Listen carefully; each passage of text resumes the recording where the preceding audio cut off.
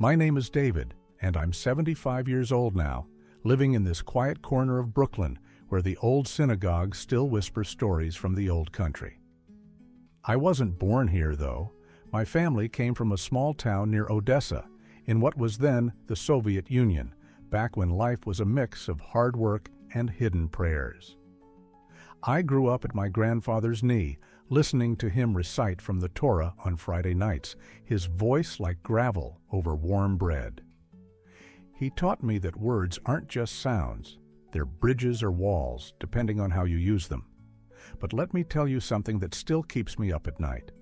My grandfather used to say, "Starkheit is nicht in die Wand, nor in die Türen." Strength is not in the walls you build, but in the doors you open. I never truly understood this until the day I heard my dear friend Isaac say, "I'm fine," for the very last time. It was a simple phrase, tossed out like yesterday's crumbs, but it carried a weight that crushed a good man's spirit. Isaac was the kind of guy everyone leaned on, strong shoulders, a laugh that filled the room at our minyan gatherings. One evening, after his business took a hit and his wife was battling illness, I asked how he was holding up. He looked me right in the eye and said, "I'm fine, David. Everything's under control." That was the last time I saw him smile like that. A week later, he was gone, leaving behind a family shattered and questions that clawed at my soul. I've spent decades as a storyteller piecing together the hidden threads of people's lives, and that moment broke something in me. It made me question every "I'm fine" I'd ever uttered myself, every time I'd hidden my own cracks to keep the peace at the Shabbat table. What I learned from Isaac's story and from digging deep into the lives of so many others like him is that the truth about that phrase isn't what the self-help books or even our rabbis sometimes preach. We think "I'm fine" is just politeness, a way to not burden friends or family with our troubles. It's supposed to show we're tough, that we've got it all figured out. But the reality I uncovered shook me to my core. It's not strength at all. It's a fortress we build around a terror we can't face. A terror that whispers we're unworthy if we're not perfect. This isn't some gentle wisdom passed down over tea. It's a harsh, cutting truth that heals only if you're brave enough to let it bleed. It turned my world upside down, made me see how many lives we've lost, not to sickness or money woes, but to the quiet poison of pretending everything's okay when your heart is screaming otherwise. Let me pull you into this with me. This is the story of a man I knew well, Jacob, born right here in Brooklyn to immigrant parents who ran a little tailor shop in the shadow of the Williamsburg Bridge. Jacob had it all on the surface: a devoted wife named Rachel, 2 kids who adored him, a construction business that boomed after the war. He was the guy at the synagogue who organized the biggest Seder's, always with that easy grin, always saying, "I'm fine," when anyone asked about the long hours or the family stresses. Life looked picture perfect, like one of those old family photos where everyone's smiling, but you wonder what shadows hid behind the poses. But there was a riddle in Jacob's world from the start, something nagging that no one talked about. His success came so easy, yet his eyes always held this distant flicker, like he was waiting for the other shoe to drop. And drop it did, in the most ordinary way imaginable. A bad deal at work, a child's illness, the kind of bumps we all hit. Jacob didn't break down or rage. He just kept saying, "I'm fine," building that wall higher each day. Until one morning, he walked out the door and never came back, leaving Rachel staring at an empty chair at the dinner table. Have you ever caught yourself doing that? Smiling through the ache, telling your spouse or your kids or even your closest friend, "I'm fine," when inside, everything feels like it's fraying at the edges?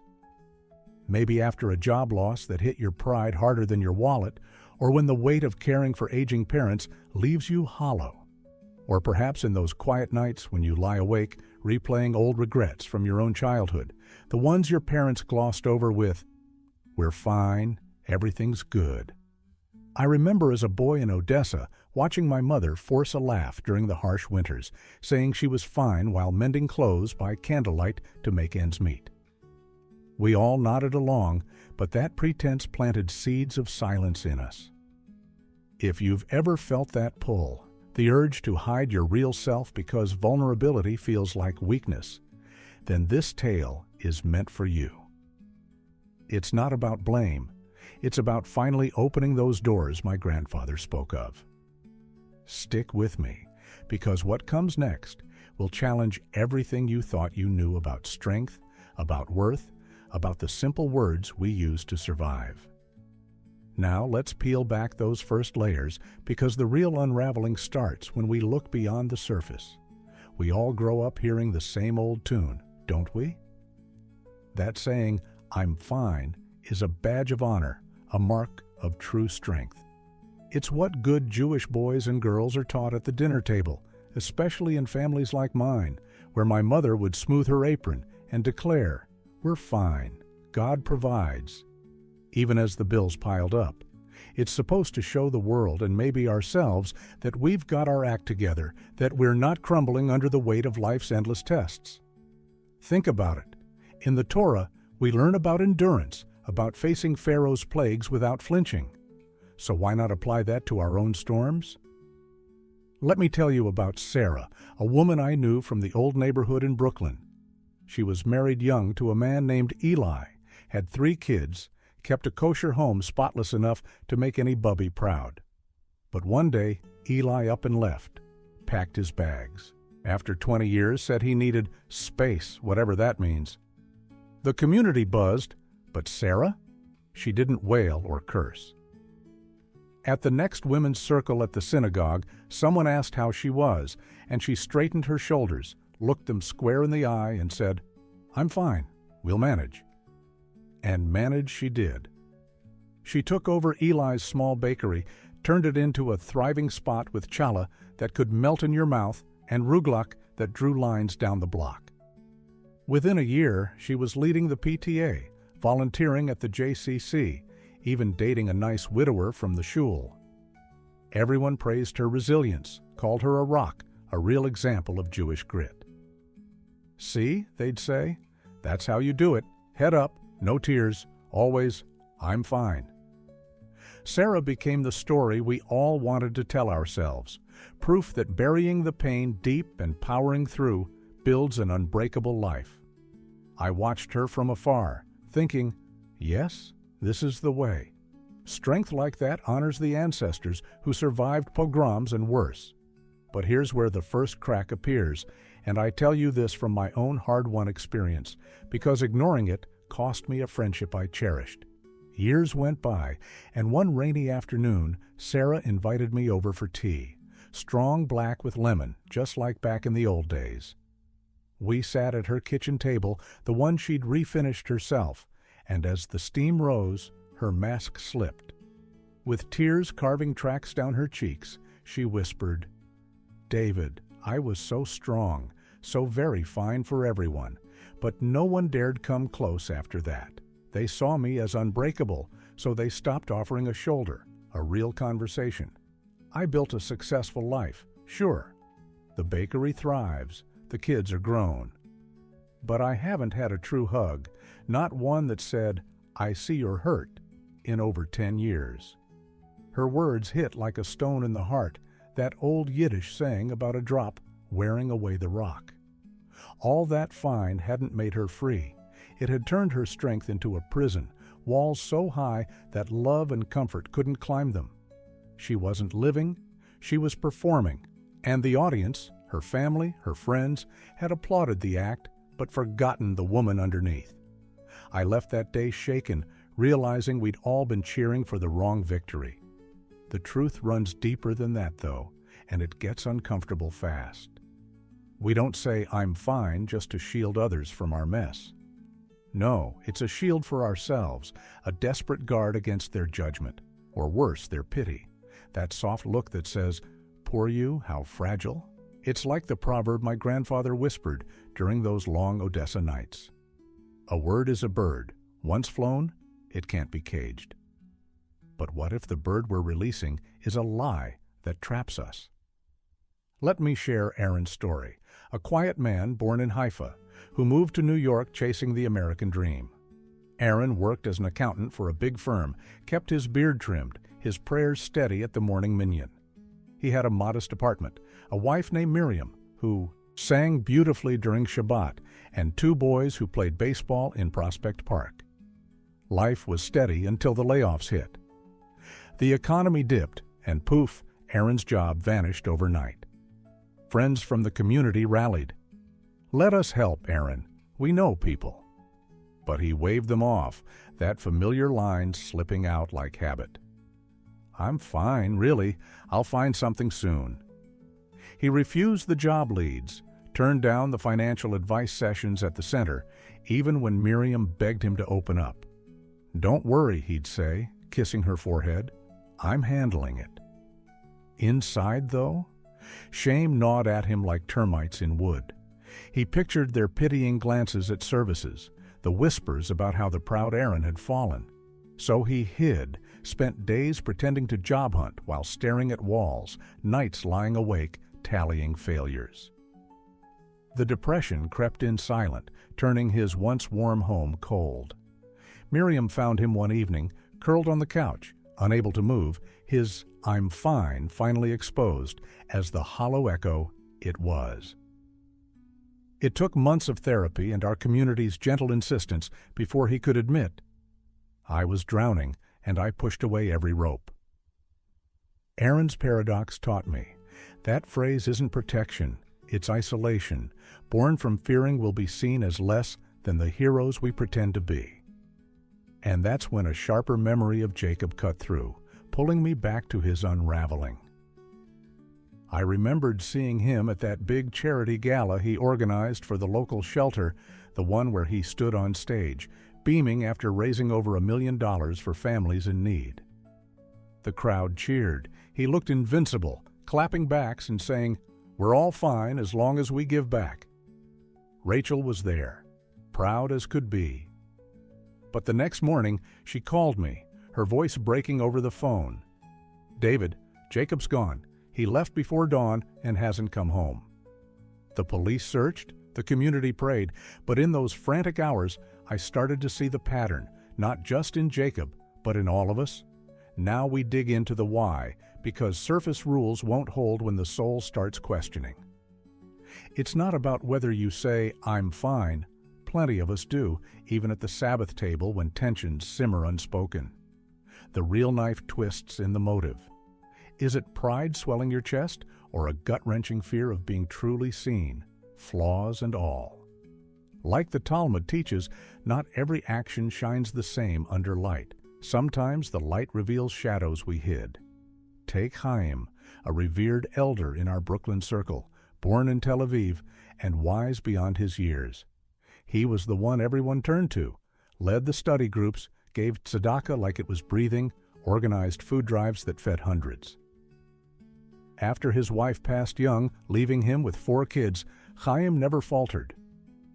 "I'm fine," he'd insist, rolling up his sleeves for another cause. The community idolized him, called him a tzaddik, a righteous one. But late one evening, after a long talk by the Hanukkah lights, Chaim pulled me aside, his voice trembling. "David, all those good deeds, they weren't from a pure heart. Back in my youth, I made a mistake, a business deal gone wrong, one that hurt a partner deeply. Guilt ate me alive, so I buried it under acts of charity, frantic to prove I was worthy. Every 'I'm fine' was a plea. Don't look too close, or you'll see the coward underneath." His tireless giving wasn't joy, it was escape, a frantic run from that inner voice accusing him of unworthiness. Chaim's life looked blessed, but it was a cage of his own making, motives twisted like roots under stone. I urged him toward confession, a quiet amends, and only then did peace touch him. It showed me. Our deepest drives aren't always noble. They're often shields against the terror of our own truths. The police finally found Jacob's car that night, abandoned on the edge of the Brooklyn Bridge, the East River churning below, like unspoken regrets.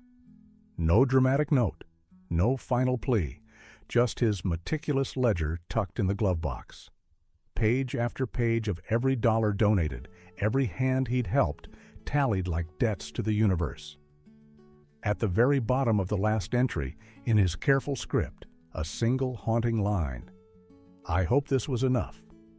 Enough for what? For love? For redemption? It chilled me, that quiet desperation, revealing how far "I'm fine" can push a man before he breaks. But even this wasn't the heart of it. I had to go deeper, past the ledgers and the lies, to uncover the hidden laws that govern why we hide at all. Now we venture into the shadowed corners where the real laws of the soul hide, not the ones etched in stone tablets, but the ones carved by quiet suffering and hard-won grace. I've sat through countless Shabbat dinners, listening to tales from the Torah about trials that forge us, like Joseph sold into slavery only to rise as a savior. But life doesn't follow neat scripts. It demands we face paradoxes that twist the knife. Here's the first hidden law I unearthed, one that echoes the ancient wisdom that to receive manna, you must first wander the desert. Sometimes the only way to truly gain what matters most, like love or peace, is to first admit complete and utter loss, stripping away every illusion of control. It's not about giving up, it's about surrendering the mask to let the real you emerge. Let me tell you about Levi, a sturdy fellow born in Jerusalem who brought his family to Brooklyn in the 70s, seeking better streets and schools. Levi ran a hardware store, the kind where he'd fix your leaky faucet while quoting proverbs. A wise man builds his house on rock. He had a wife, Rivka, and a son, Daniel, sharp as a tack but headstrong. Business was his pride, long hours stocking shelves, haggling with suppliers, always providing. But the recession hit like a storm in '08. Suppliers folded, customers vanished, and Levi's store shuttered overnight. Debts mounted, Rivka took night shifts as a nurse, and Daniel, now in college, stopped calling, blaming his father for the failed dream. Levi couldn't bear it. At family gatherings, he'd force a nod and mutter, "I'm fine, we'll bounce back," even as eviction notices yellowed in his pocket. Pride kept him silent, that Jewish backbone we admire, turning inward until he was a ghost in his own home. Rock bottom came one freezing Hanukkah Eve. Levi, penniless, stood outside Daniel's dorm in the snow, too ashamed to knock. But the cold cracked him. He pounded on the door, tears freezing on his face, and blurted, "Son, I'm not fine. I've lost everything. The store, your respect, my way. I need you." Daniel, stunned, pulled him inside. They talked through the night, not about money, but hurts. Levi's fear of failing like his own father in the old country. Daniel's resentment at being the perfect son. It wasn't instant magic, but from that raw admission, bridges rebuilt. Levi took a humble job at a warehouse. Rivka and he rekindled over shared burdens, and Daniel graduated with his dad cheering loudest. Years later, over matzo ball soup, Levi gripped my hand and said, "I had to become poor in wealth to finally feel rich in love." Admitting loss wasn't defeat. It was the key that unlocked what I'd locked away. Levi's path showed me this law isn't cruel. It's liberating, like the candle that burns brightest when the wick is low. But even this profound truth was not the bottom of Jacob's story. I spoke with his family in those agonizing days after the car was found, sifting through whispers and letters, and what I uncovered was something far more tragic than financial ruin or a simple cry for help. It wasn't just loss Jacob feared, it was erasure. That leads to the second hidden law, deeper still, one that pierces like the quiet plea in Psalms. The greatest tragedy isn't our weakness. Everyone has it, from Moses who stuttered to David who faltered, but our refusal to be human. It's choosing to perform as a symbol, the unbreakable provider, the family rock, the community hero, instead of living as a person who hurts, needs, and sometimes shatters. We trade our messy truth for a role, and "I'm fine" becomes the script we recite, fearing that stepping off stage means vanishing. Jacob embodied this to his core. His identity was woven from being the fixer, the one who made everything right without a crack showing. Born to parents who'd fled the Holocaust's shadow, he vowed silently as a boy, "No more victims in this house." He built his construction empire on that promise, renovating homes for struggling families at cost, leading fundraisers where he'd pledge big and deliver bigger. At synagogue, he'd light the candles with steady hands, sharing how faith turns obstacles to opportunities. Rachel adored him for it.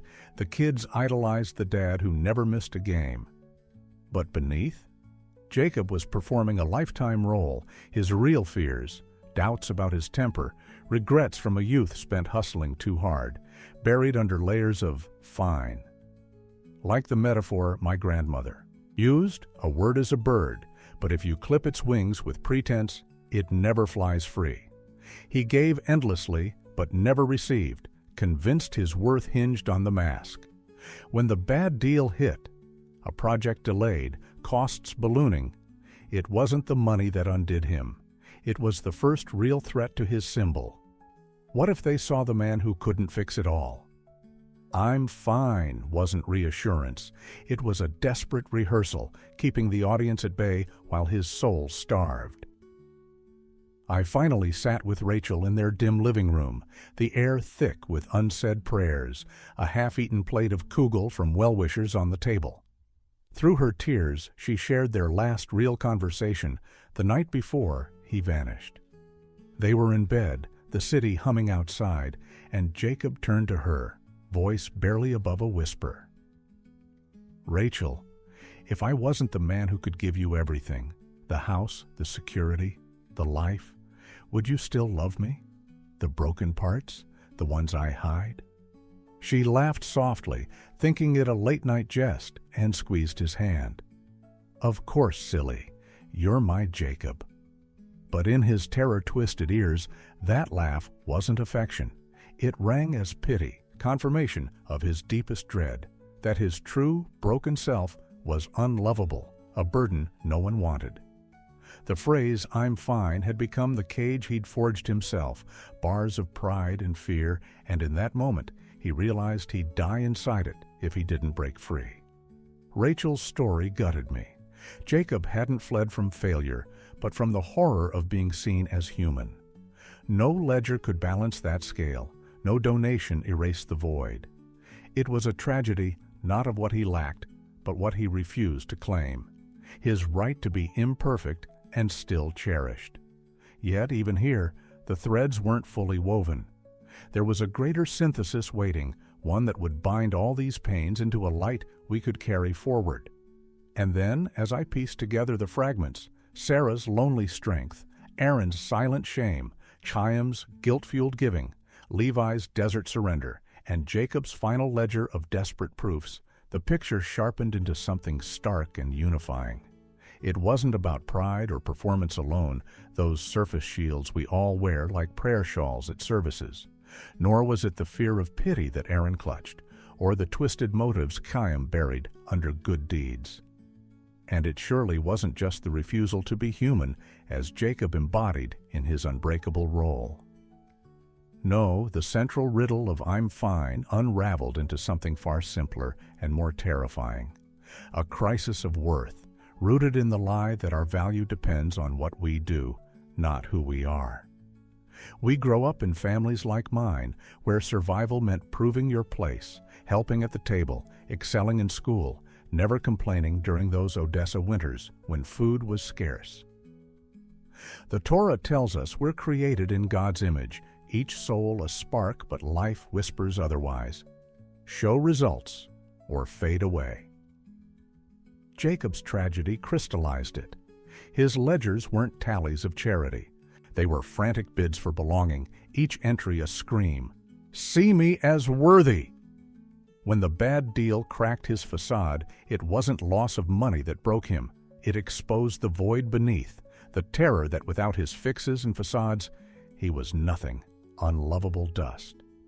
Rachel's laugh, twisted in his mind, echoed that dread. "If I'm not the provider, the hero, then who am I to you?" "I'm fine" became the ultimate wall, not against the world, but against our own reflection, hiding the fragile self we deem worthless. Like the stone in the heart my grandmother spoke of, it weighs us down until we can't move. All those stories, from Sarah's isolated success to Levi's healing admission, converged here. We say it to armor a soul convinced it's defective, unworthy of love in its raw state. Jacob didn't vanish from failure, he fled the mirror, showing a man afraid he wasn't enough. And in that realization, the pain hit deepest, not as blame, but as a call to reclaim our inherent spark, the one no ledger can measure. But knowing this truth doesn't leave us stranded in the dark. It offers a path, a simple ritual drawn from the quiet wisdom of our traditions. Like the Modeh Ani prayer we whisper at dawn, thanking for the returned soul despite its flaws. I call it the witnessing of the shadow, not some grand ceremony, but a gentle practice to face the heavy revelation without crumbling. Start small tonight if you can, in a quiet corner of your home, perhaps by the window where the city lights flicker like distant stars. Light a single candle, as we do for Yahrzeit, to honor what's been hidden. Sit comfortably, no rush, and breathe deep, like preparing for Kol Nidre on Yom Kippur, acknowledging without judgment. Now think of one moment from your day or week that wasn't fine. A flicker of doubt at work, a pang of loneliness at the family table, an old regret surfacing like bread rising in the night. Don't fix it. Don't scold yourself. Simply name it aloud, softly, as if confiding in an old friend. Today I felt afraid of failing. Or, today I hid my hurt from those I love. Say it 3 times, letting the words settle like rain on parched earth. Then pause. Feel the weight lift, not because the shadow vanishes, but because you've witnessed it without shame. End by touching your heart and whispering, "I am here, worthy as I am," echoing the divine spark we all carry. Do this daily for a week, no more, and notice. Connections deepen, as Rachel might have with Jacob if he'd spoken sooner. It's not magic, no quick scheme, just a Jewish-rooted habit of honesty, turning the stone in your heart to a stepping stone. I've guided friends through it, seen eyes brighten, hugs return. It copes with the truth by embracing it, proving that vulnerability isn't loss. It's the door to the richness we've denied ourselves. This synthesis brings catharsis, a release like the shofar's blast on Rosh Hashanah, clearing the air for renewal. But the full secret awaits, the one that turns pain to power. Here is the great secret that life has etched into my bones, often through the sharpest pains, like the lessons hidden in the spaces between Torah verses. Your true power isn't forged in the illusion of strength, that unyielding wall we call, "I'm fine." No, it's born in vulnerability, the quiet courage to let the mask slip. Think of it like our ancient temples, grand on the outside, but it's the inner sanctuary, open and raw, where the divine presence dwells. A fortress of perfection can't receive a gift. It blocks every hand extended in kindness. A polished statue, no matter how admired, can't be truly embraced. It stands cold and alone. When you summon the nerve to say, "I am not fine," not as defeat, but as truth, you're not surrendering your worth. You're flinging open the door my grandfather spoke of, the one that invites real connection, genuine help, and the love that's waited patiently on the other side. Jacob, in his final moments, glimpsed this but couldn't step through. His ledger was a cry for that invitation, a plea to be seen beyond the role. Yet in stories like Levi's healing or even Chaim's late confession, we see it work. Vulnerability doesn't diminish. It multiplies, turning isolation into community, fear into shared strength. This law isn't punishment. It's the soul's redemption, proving that our deepest bonds form not from what we achieve, but from the honest fragments we offer. So what must we do with this knowledge, you and I, sitting here in the quiet of our own hearts? We must grant ourselves permission to be fully human, flaws and all, without the script of pretense. See the cracks in your foundation not as shameful breaks, but as the very places where light seeps in, like dawn through the sukkah's branches during Sukkot. Your pain, your doubts, your not fine moments, they don't lessen you. They make you accessible, relatable, alive in ways the perfect facade never could. Embrace that shadow through the ritual I shared and watch how it transforms.